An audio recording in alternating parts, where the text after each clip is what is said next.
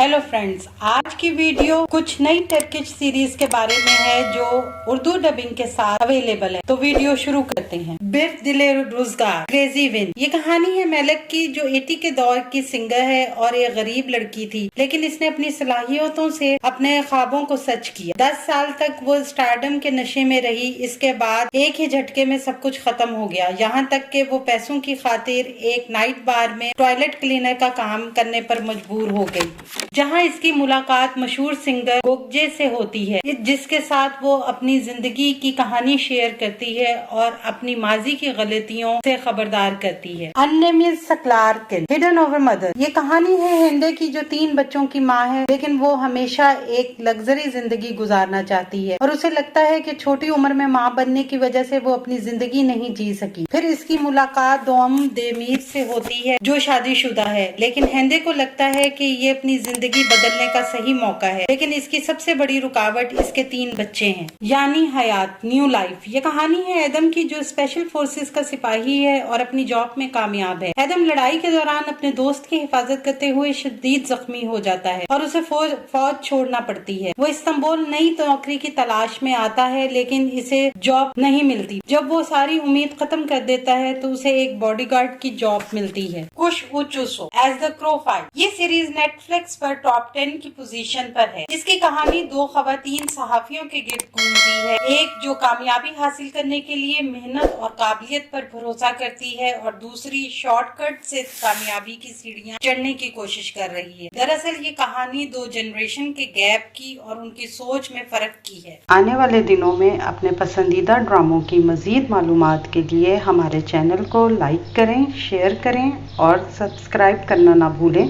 शुक्रिया।